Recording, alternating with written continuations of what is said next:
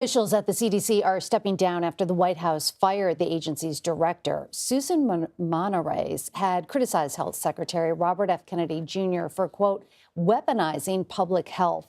The White House says Monarez did not support the Trump administration's agenda. Let's bring in CBS News White House reporter Aaron Navarro. Aaron, thanks for being with us. There's a lot of back and forth over if she officially got fired. What are we hearing? Yeah, Meg, just to lay out the timeline, the news broke yesterday that Monarez was fired. CDC sources then confirmed to CBS News that that was the case. The X account for the Department of Health and Human Services then announced this. Her lawyers responded by saying she has not resigned nor has been fired officially. A spokesperson for the White House then said that the personnel office told her that she has been terminated, said that she was, quote, not aligned with the president's agenda. Her lawyers responded by saying because she is a presidential appointee, she has not gotten any direct contact from President Trump, and that is the only way that she can be officially fired. The White House Press Secretary Karoline Leavitt was asked about her termination. Take a listen to her here. Her lawyer's statement made it abundantly clear themselves that she was not aligned with the president's mission to make America healthy again. And the secretary asked her to resign. She said she would, and then she said she wouldn't. So the president fired her, which he has every right to do.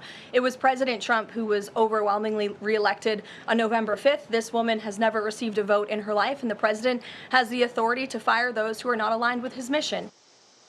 We've learned that Monarez and Secretary Kennedy have had disagreements over COVID vaccines, and that the administration stopped her from publishing an op-ed about the shooting at the CDC headquarters just earlier this month.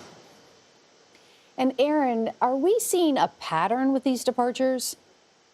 Yeah, you saw last night several top CDC officials also resign, say that they have disagreements with the Trump administration when it comes to vaccine policy. But in addition to the cuts in the thousands at health agencies at a federal level, you've also seen President Trump fire heads of independent federal agencies. Today, Robert Primus, who was with the Surface Transportation Board, was overseeing a big merger between Union Pacific and Norfolk Southern, was let go. Liz Cook on the Federal Reserve Board of Governors was terminated, or at least President Trump said she was terminated. We're seeing litigation play out over that. And the director of the Bureau of Labor Statistics, showing that there's a pattern. Not only is that President Trump is trying to remake who is in the federal government, but will also terminate those who are not in line with him or his agenda. Aaron, you just mentioned Fed Governor Lisa Cook. She has officially filed her lawsuit against President Trump after he moved to fire her. What happens next in that case? Yeah, we're watching for a hearing tomorrow at 10 a.m. Eastern in D.C. federal court, where there will be a hearing in that lawsuit that will be heard by a Biden-appointed judge. In her lawsuit, they challenge that there was enough cause for her termination and say that her Fifth Amendment for due process rights was violated.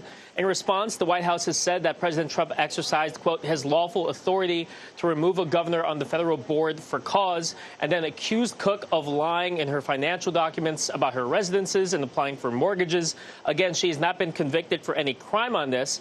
Asked about this, White House Press Secretary Karoline Leavitt said that the receipts for the alleged mortgage fraud, quote, is the cause that President Trump needs to fire this individual. All right. I know you'll stay on top of all of that. Aaron Navarro for us. Thank you.